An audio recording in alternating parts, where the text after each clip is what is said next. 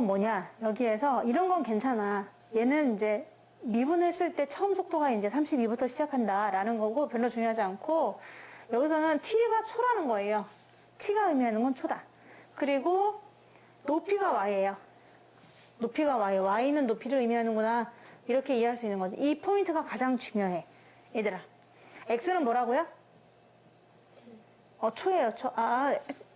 t구나. 죄송해요. x, y에 x가 있어가지고. 근데 보통 시간은 t를 많이 써요. 타임. t는 초고요. y는 뭐라고요? 높이입니다. 근데 지금 관계식이 있거든? 높이는 이렇게 구하래. 마이너스 4배 한 그때 초를 제곱하고 더하기 30이 t가 되는 거지.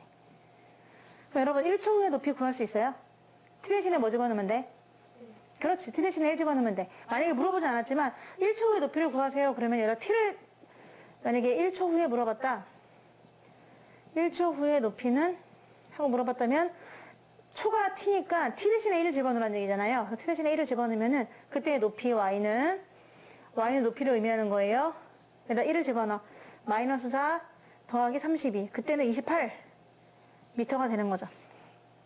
이렇게 이제 예를 들 수 있는데 그러면은 문제를 본격적으로 들어가서 최고 높이 물어봤거든? 근데 높이가 문자가 뭐죠?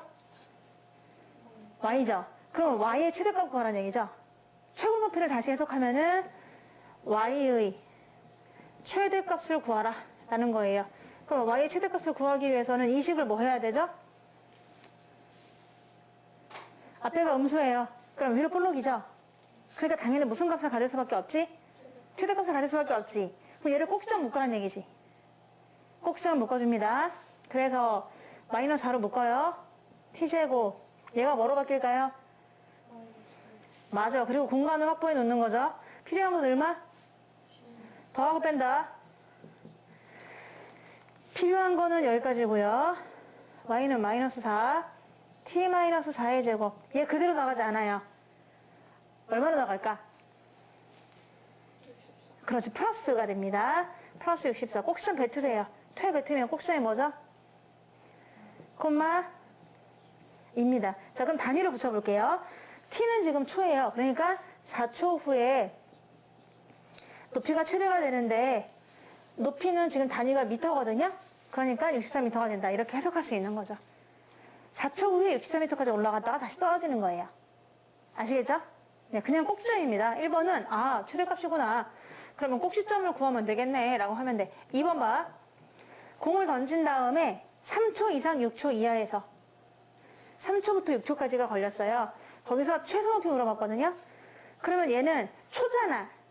3부터 6까지 누구의 변수의 범위를 준 거죠? t의 범위를 준 거예요. 나는 토막을 내겠다 이겁니다. t를 3년 후부터 6년 후까지를 관찰하겠다. 그럴 때 최소 높이를 구하라. 원래는 얘가 위로 볼록이라서 최소값은 없지 않나요? 라고 할 수 있지만 토막을 낸다면 또 입장은 달라지는 거죠. 토막을 내면은 그때 높이가 이렇게 가는 거니까 예를 들어서 얘가 최대값이면은 얘는 최소값 후보들이 될 수 있다. 이런 얘기니까요. 쪼개라는 얘기입니다. 이 그래프를 그려볼게요.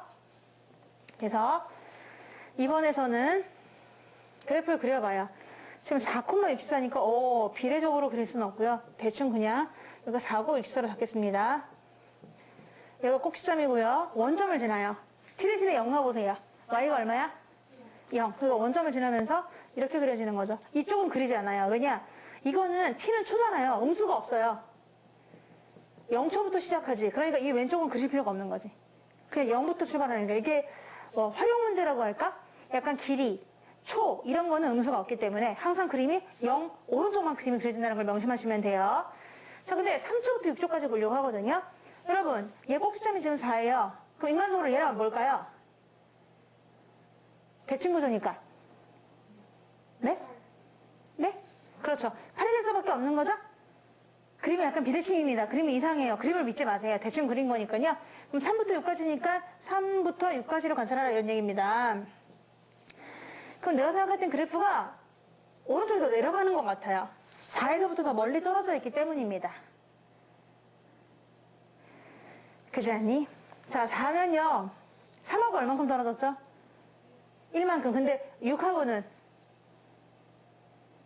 이만큼. 그러면 최소값이 3일 때 값이 최소값이겠어? 6일 때 값이 최소값이겠어. 당연히 6일 때 값이 최소값이죠. 따라서 이게 t축이거든요. 이게 y축입니다. t와 y의 관계예요. x자리에 t가 들어가 있으니까 뭐 그럴듯 하잖아. 따라서 최소 높이 구하라고 했는데 우리는 3을 집어넣은 값을 구해야 돼. 4를 집어넣은 값을 구해야 돼. 6을 집어넣은 값을 구해야 돼. 당연히 6을 집어넣은 값을 구해야죠. 왜냐? 이번에서는 제한을 했어요. 3부터 6까지만 관찰해라. 그러면 양끝과 비교한 것도 있겠죠. 3을 집어넣은 값, 6을 집어넣은 값, 그리고 꼭 시점 4를 집어넣은 값인 64.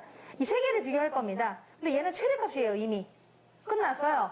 근데 4보다 더 멀리 떨어져 있는 3이 아니라 6이니까 얘가 최소값일 거다라고 해서 얘 구하는 수고를 덜어주는 거죠.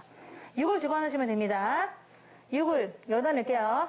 집어넣으면 6 빼기 4는 2, 2를 제곱하니까 4, 4에다 마사배 마이너스 16, 거기다 64 더하니까 48이 나올 것이다 라고 구할 수가 있는 거죠.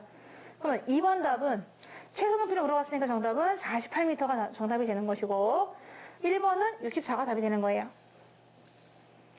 이해되겠죠? 네, 라고 구하시면 되겠습니다.